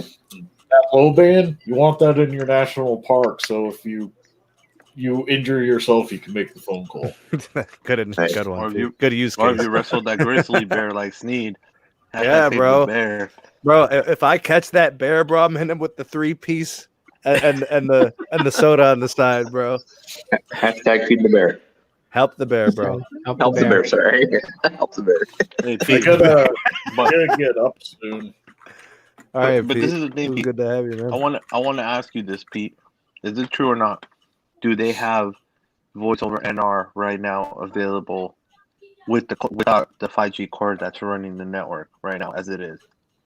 The people I've talked with at the Standards Institute says in practice it is deployable. They just need more coverage to make it worthwhile. And they need a modem on a phone like an X60 chip that can support voice over NR, correct? Well, yeah, they need to mass produce a chip to support it. They were doing this with custom hardware that they built in their lab. So right now, how I was able to get voice over NR on an X55 modem on SA. I would not put it on an X55 modem. That's software. That's basically software. Maybe a 65, but I wouldn't expect it until we're in the X70 generation. Oh wow! No, it'll be an X60 and up. And right now, I know they're doing I got a little bit of feedback on that. We're actually doing it's a trial of sites. So basically, what they do out of the lab, they're going to put on a trial of the sites for the voice over NR. I know we're pretty close to that. So Pete, so that means when I was connecting the voice over NR on that phone, that means that it was some software tricks making it. Yeah, it was software going. Yeah, you were on an LTE4 and you were. Because Pete, I know you work on this on a daily, so that's why I had to ask the expert, bro. Because I know you're in the lab every day working on this. I had to ask, somebody that's knowledgeable in this. Since COVID, I'm just helping people with papers in their labs, but I'm still helping them with their papers and talking with people in 3-letter agencies a lot. Because I got called a liar for this. I got called a liar, bro. No, it's software. I don't know what I'm talking about. We've already kind of done the math on this, right? It's software trickery. This goes over LTE core. We've known since when were the NR standards finalized, Pete? 2018. And then they were revised in 2019, right? The most recent revision I read was like October 2019. So when I looked through the most recent revisions, the hardware is not there yet. No, mobile technology is not there to support voice over NR. The tower deployment isn't there, and the handset deployment. So any company, whether it's Verizon, AT&T, or T-Mobile, any claims of voice over NR over commercial equipment is not the case. I don't know what they're doing. I don't know. They're not going to tell me, When I get the Pixel 5 on the 5G, I'm going to call and complain if I ever see voice over NR because I know that is total bull pucky. But Pete, everywhere they have band 71 NR, they say that it's voice over NR. Yeah, it's not true. It's impossible.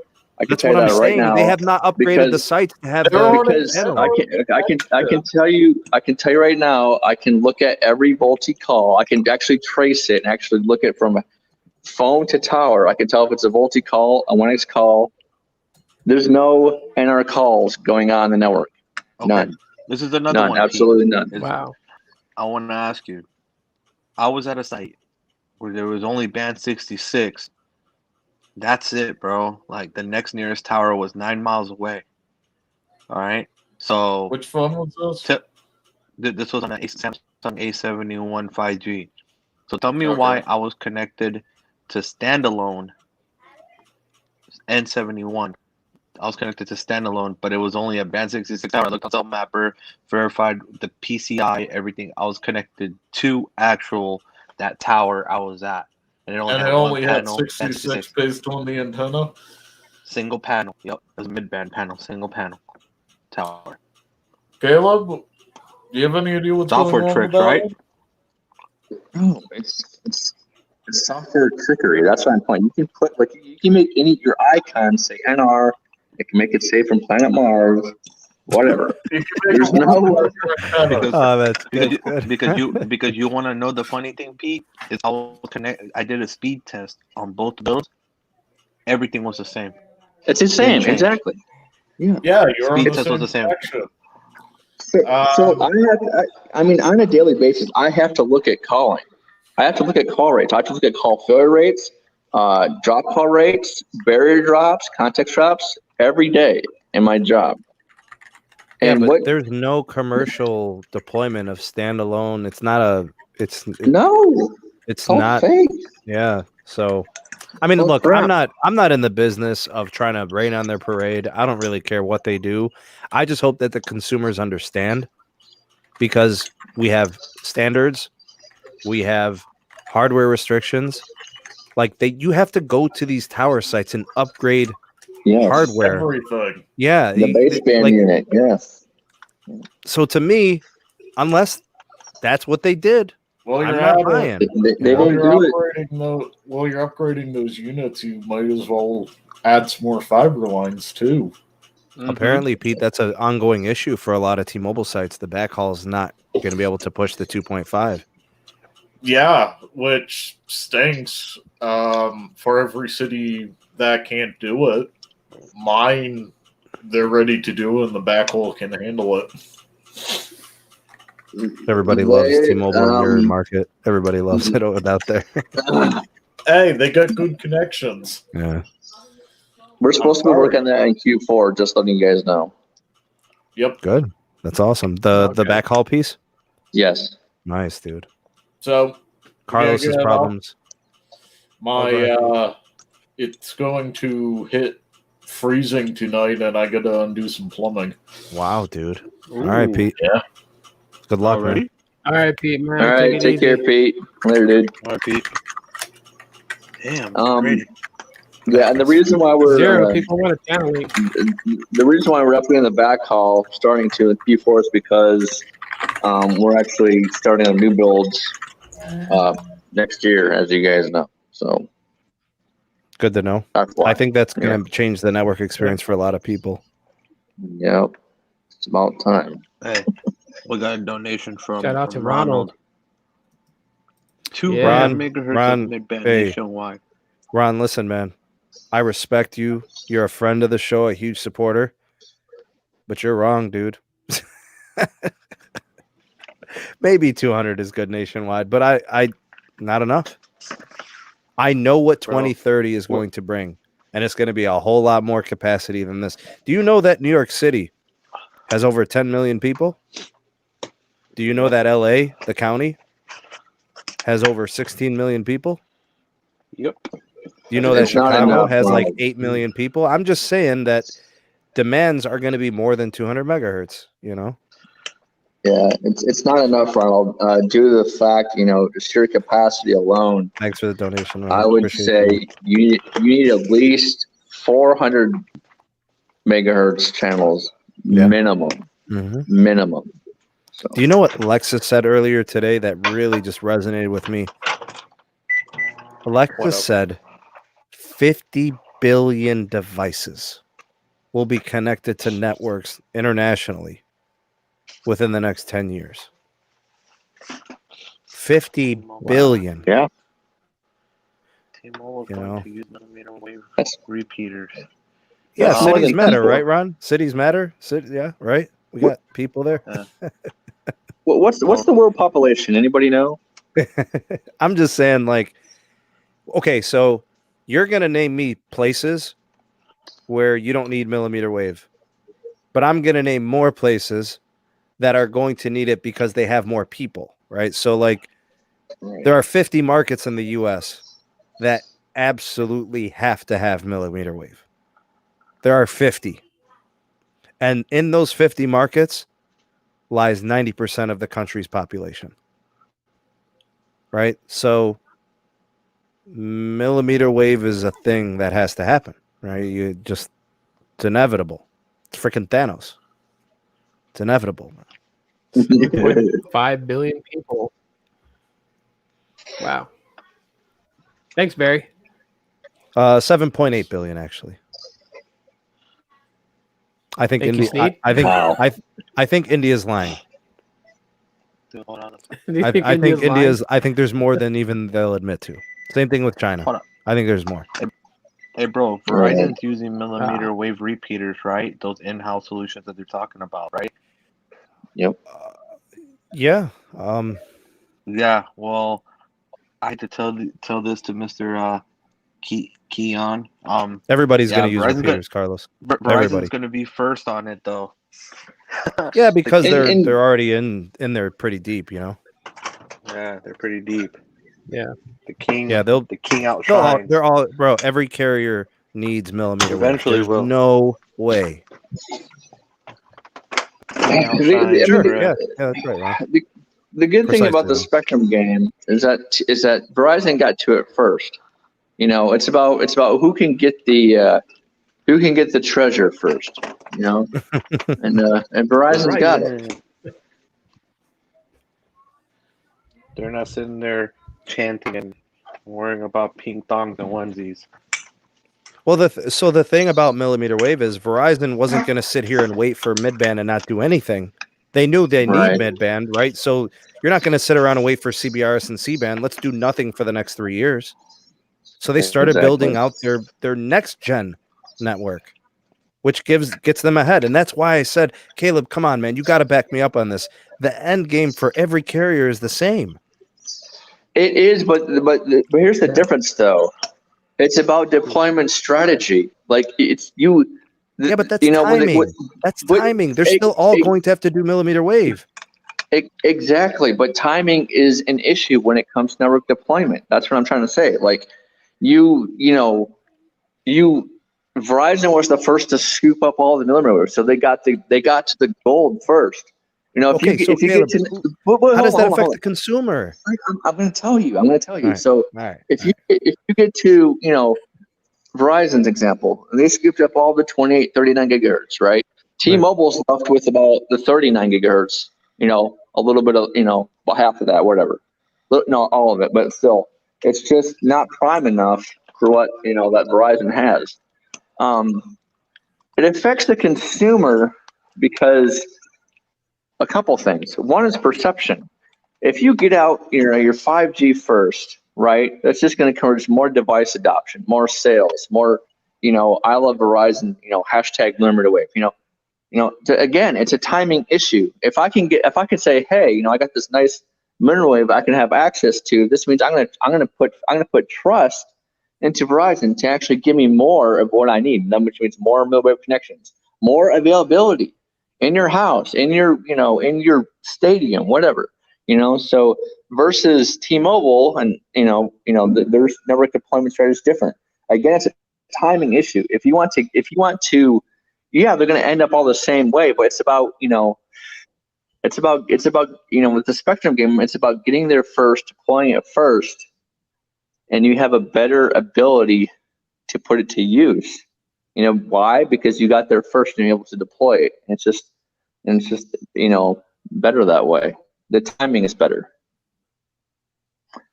Yeah. And for consumers, Okay, can you imagine if Verizon didn't have 5G? Oh, I'm sorry, I have to wait until CBRS and C-band is auctioned off before I can have 5G from a Verizon phone. No, that wouldn't go over so well, would it? The customers would probably be up in arms, burning down, Verizon stores because they had what? What they have? They had a great 4G LTE experience before, didn't they? Right? So Caleb, I would not leave Verizon if they didn't have millimeter wave. Right now, I would not leave. Okay. They still have the best network in the CLE.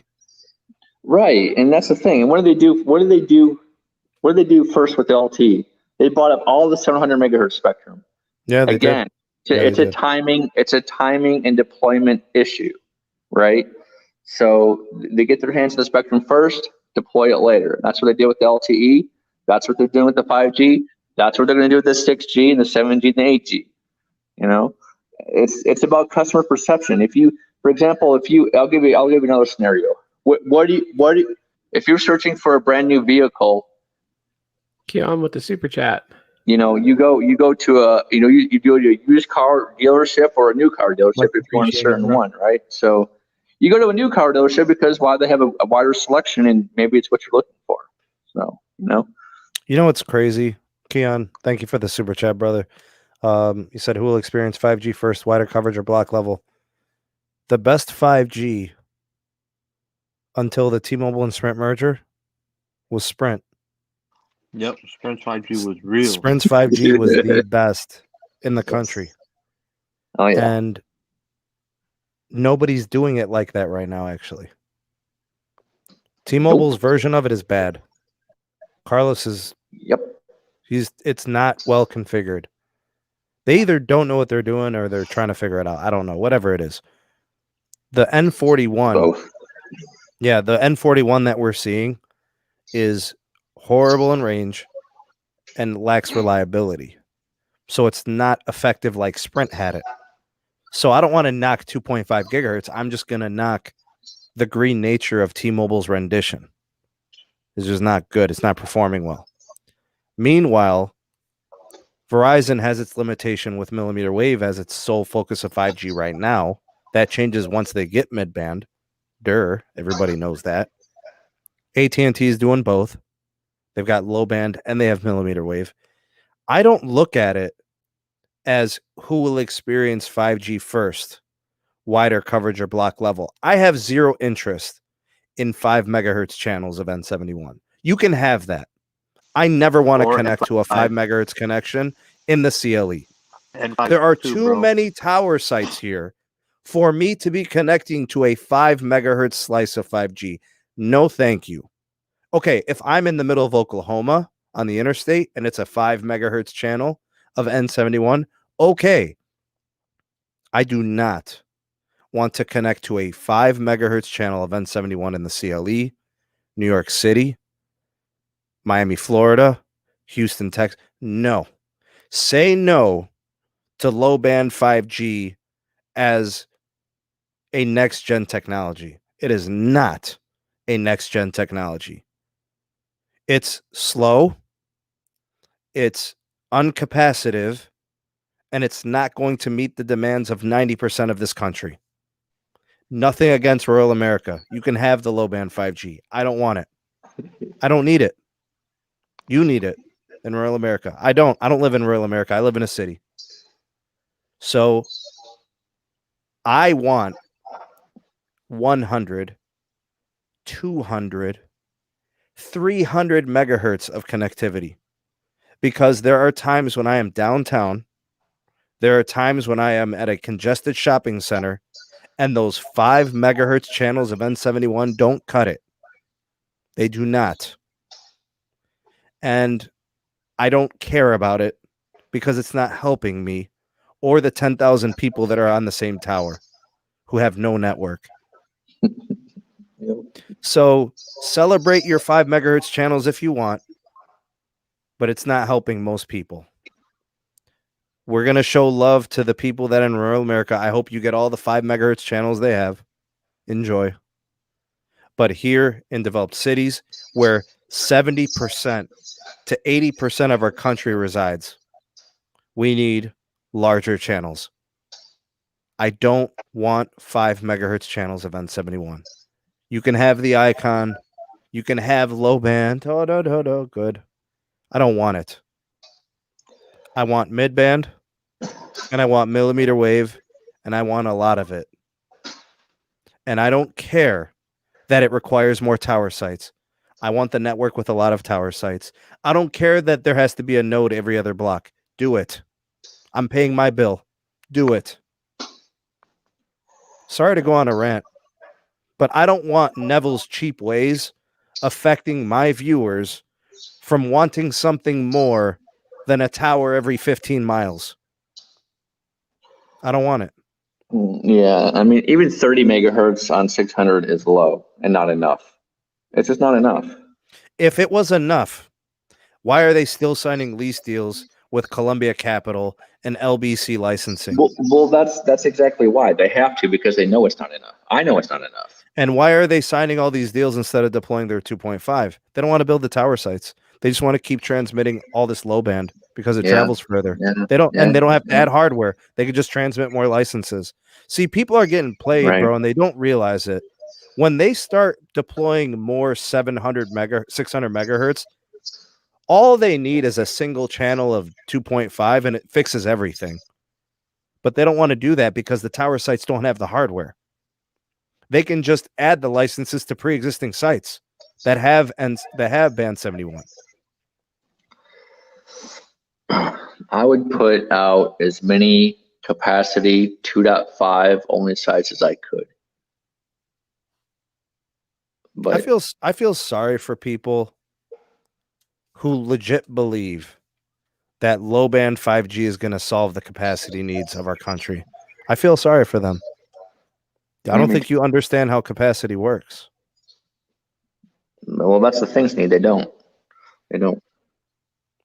I support the movement to T-Mobile adding tower sites so they can deploy all the 2.5. That's what I want to see. Then I think the network over the next year and a half could all of a sudden change the entire perception of their network performance. Like root metrics could flip like this in one half. If T-Mobile is to do it right in one half, they could go from the worst right now, which they are, to the best in one half. In like, what do they test, like 400 markets or something? They could do it in like half of the markets. They could become number one in half of the root metrics markets. They go from getting 0 first place scores to like 200. Yeah, root tests 125 markets. 100. They give them 6. Once they get 2.5 going seriously, they could take 60 markets and a half. Seriously. But that's the thing. The whole point is, I mean, you hit the nail on the head. The whole point is seriously. When are they going to get serious? All I see is not serious. Like I see, you know what I mean? I see like the Joker. Caleb, I swear to you, bro. When I was reading about them getting more licenses for 600 megahertz, it made me depressed. They just spent $26 billion on the merger to get the 2.5 gigahertz, and they're signing lease deals for 600 megahertz. I mean, there's nothing wrong with Caleb. They have capacity needs. You just bought. Bought Sprint. You just bought Sprint. You just paid for. Bro, they got 160 megahertz national. I know, but I mean, there's the problem. The problem is that, I mean, it kind of goes back to like where you know what I said earlier. It's timing. You know, how long is it going to take? You know, this nationwide, this number 2 carrier, as they say, to deploy thousands and thousands and thousands of 2.5 sites. It's a big question mark. I'm hoping it takes off next year. I want it to. I really do. They're saying Q4, so we're watching. You know, we're hopeful and stuff. I just don't understand the signal. You know, it's like me telling you, Caleb, like I stole something. And then I apologize for stealing it from your house, right? Like I'm your friend, right? You come over, hey, Steve, come by. We're going to watch the game. I go in your room and I take your watch. And then you catch me. And then, you know, I give it back and say, okay, I'll never steal from you again. And then I steal from you again. You know, like what that's, you know, like it doesn't, It doesn't make sense, right? Like, why would you trust, right? So here's T-Mobile saying they're going to be serious about capacity, and they start signing deals for 600 megahertz.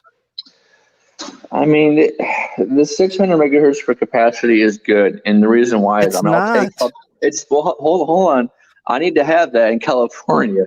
There's areas to where if you aggregate it, if you can aggregate it right with your 2.5, it's effective. And remember how, and I'll tell you why.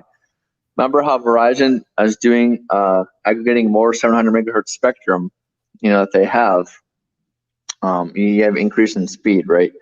T-Mobile is just going to do the same thing. So it does help. It doesn't help tremendously, but it helps. It helps, some. Okay. I'll take the sum. All right. I don't care if the carrier is blue, red, or pink. I do not care. I care about customers and the experience on these wireless networks. I don't care who you spend your money with. I don't care if you spend a lot. I don't care if you spend a little. I hope you're happy with your provider.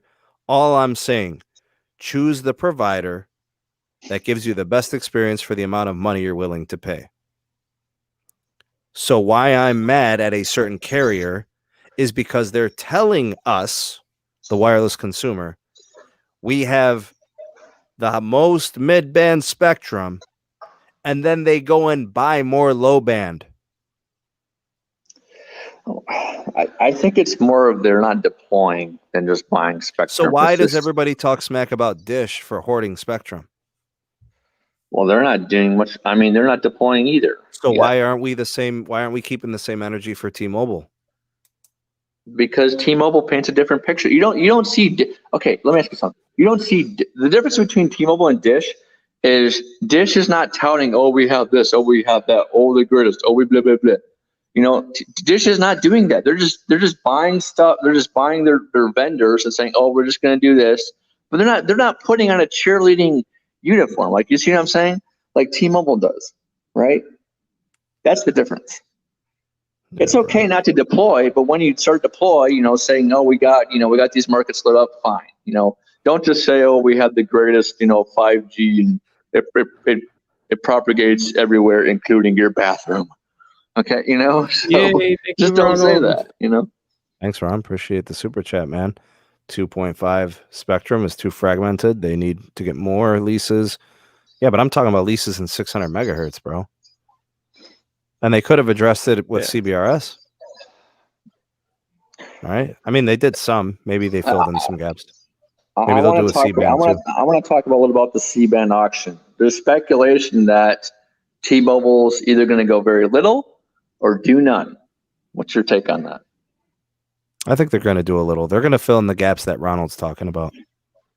I think they're going to do a little bit. You're going to see them get 20 and 40 megs in certain 20 and 40 megahertz in certain markets. It's not going to be many. It'll be where they have the gaps. You know what I mean? All right. I think they'll do a little too. Am I okay? Yeah. Did I miss something? Hey, Ronald, I think it's probably thanks for the super chat, man. The stuff and like how passionate you get, bro. Because they accuse me of they accuse me of working for Verizon, and then the next week they accuse me of working for AT&T. You know what I'm saying? And all I care about is I'm seeking the truth, and I don't like mixed signals. Yeah. I don't like hot and cold, up and down. I don't like that. And that's what I was seeing when they were signing these lease deals for more 600 megahertz. Bro, it does not make sense. And then I'm seeing we can transmit a 65-mile signal. What? You know how you build a good network? You put tower sites everywhere. Yep. And you put them in clusters and near each other so that way they are a seamless transition from one tower to another, and there's no skips and there's no gaps and there's no misses. No misfires. So I will say this: there is no point, and I'll say this. There is no point in deploying a signal for 60 miles, or whatever, if you don't have the capacity to match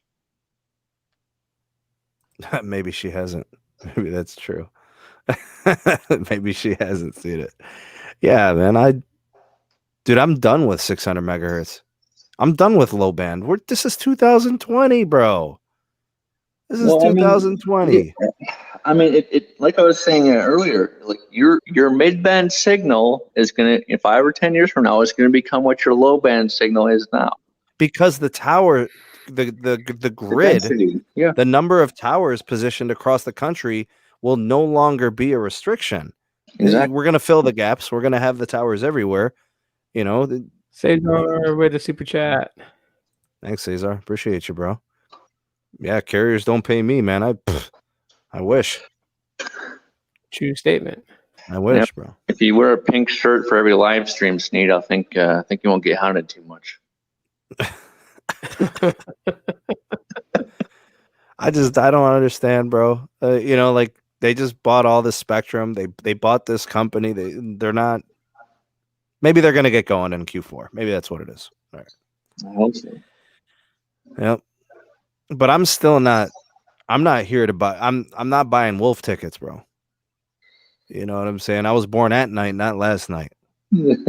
So I ain't buying them wolf tickets, dog. Gene getting married tonight. $2 super chat. Yeah. All right, guys. I gotta bounce, man. I gotta be up in the morning. I got class starts at 7 a.m. You know? Yeah. Oh, wow. Yeah, exactly. Sneed wears red. Works for Verizon. I knew it. Confirmation. I dig that sweater. Bro, this is Adidas. You know, man. It's big time. That's what I rock. Man. I got the track suits, bro, the jackets. I got the whole shebang, bro. I just don't rock the shoes anymore, man. I gave up on Adidas. My feet got fat, bro. I got old. Well, that's another confirmation, man. Adidas. All day I dream about Spectrum. Dream about Spectrum. It's well said by an engineer, man. My goodness. He's been saving that one for years. Anyways, let me thank everybody for coming on. Earlier, we had Pete, the Bearded Dragon, was here. Technoid was here. The homie Bionic Scoop was here. Tito stopped by. Mr. RF himself is here. And Carlos. Thank you all for being here and hanging out. Kathy, I appreciate your concern. I am well. I am doing just fine. Keon says Verizon sticker under the Adidas logo.